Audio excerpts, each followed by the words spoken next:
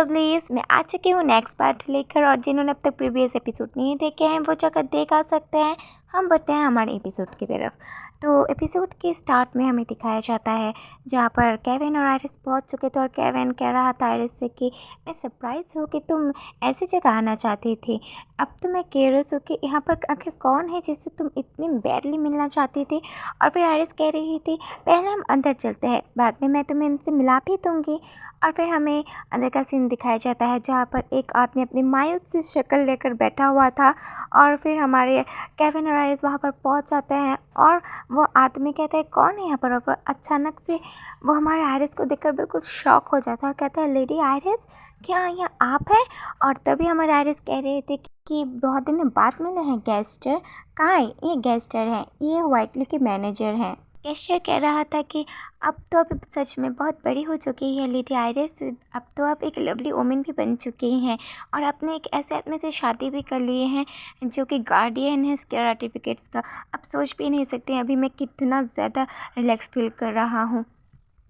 तभी आयरिस कह रही थी कि आपका शुक्रिया मेरे बारे में इतना चिंता करने के लिए, मैं भी आपके बारे में बहुत सोच रही थी गेस्टर। और हमारा केविन तो पीछे से देख रहा था ये सब कुछ। आयरिस कह रही थी कि सिर्फ आप ही थे उस हाउस में जो सिर्फ मेरे तरफ काइंड बिहेव करते थे, और मैंने जब सुना कि आपको फायर कर दिया है इस वजह से मैं सच में बहुत दुखी हो चुकी थी। फिर गेस्टर बोलता है कि एक यंग लेडी के ग्रोन अप होने के लिए वो हाउस सच में बहुत ही ज़्यादा टेरिबल था।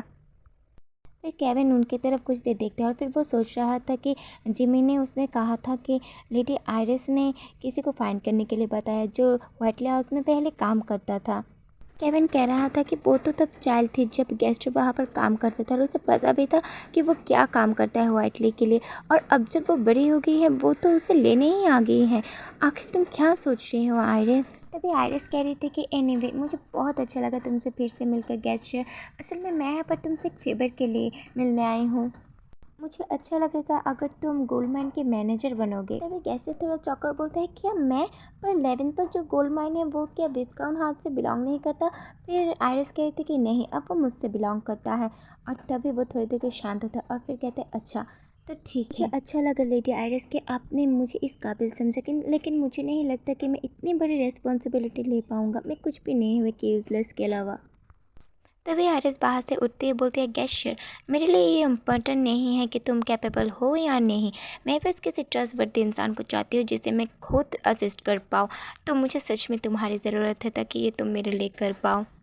फिर गेस्टर आयरिस को देखते हुए सोच रहा था ये तो जब व्हाइटली थी तब मेड की तरह अपने आप को दिखाने में कैपेबल भी नहीं थी, लेकिन अब ये टोटली चेंज हो चुकी है, एक कॉन्फिडेंट और यंग वुमेन।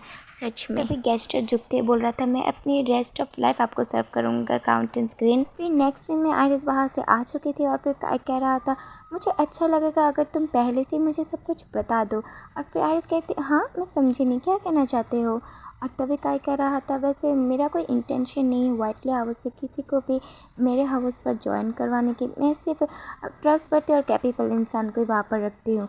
और तभी आयरिस कह रही थी कि वैसे वो तुम्हें ज्वाइन नहीं करने वाला काय, मैं उसे रखने वाली हूँ अपनी गोल्ड माइन के लिए। फिर वो उसे देखती हुई कह रही थी मोर इम्पोर्टेंटली काय तुम्हारे लोग हमेशा तुम्हारे ही रहेंगे, वो मेरे लिए कभी भी तुम्हें मार भी नहीं पाएंगे लेकिन तुम्हारे लिए वो ज़रूर ही कर पाएंगे।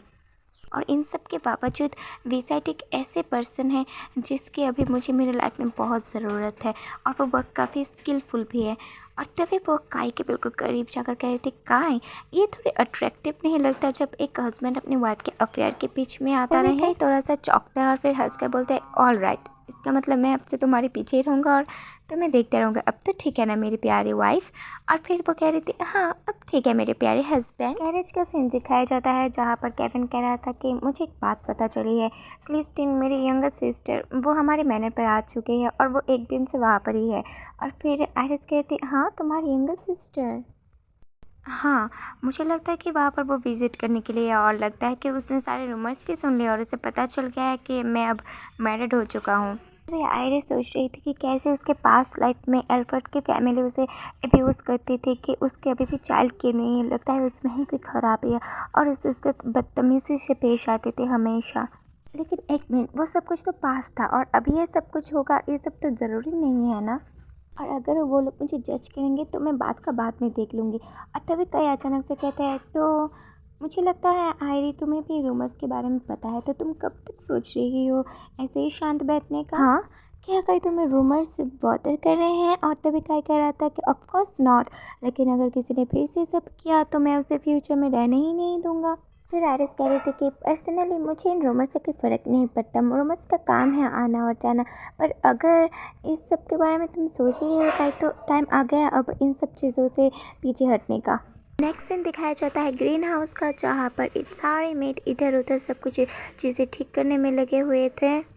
पर ज्वेलेट कह रही थी मैं बाद में सब कुछ चेक करने वाली हूँ, तो सब लोग सब चीज़ें ठीक से करो। और पीछे से हमारे केविन की सिस्टर और सर्वेंट सब कुछ होते हुए देख रहे थे। तभी क्रिस्टल कह रही थी कि नीथन, मैं कब से देख रही हूँ कि ये लड़की कब से एक्टिंग करी है कि जैसे यही हाउस की लेडी है। नीथन कह रहा था कि मैंने आपसे कहा था ना, ये ज्वेलेट मेटी है जो हमारी काउंटेंस की मेड है।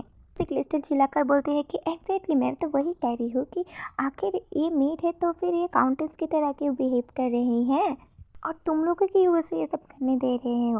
और तभी नितिन कह रहा था कि तुम क्या चाहते हो कि मैं क्या करूँ, आखिर वो काउंटेंस की मेड है। क्रिस्टल सोच रही थी कि मैं पहले से इरिटेट हूँ ये जानकर कि मेरे भाई को आखिर क्या जल्दी पड़ गई थी शादी करने की, और काउंटेंस से क्या करे अपने मेड को प्रॉपर से एडुकेट ना कर। और अब इस न्यूज़पेपर ही पता नहीं क्या सब छपा हुआ है, मेरे ब्रदर ने आखिर पता नहीं क्या सोच कर ये सब किया। तभी वो काले वाला आदमी आकर कहता है कि कैप्टन यहाँ पर आ चुके हैं।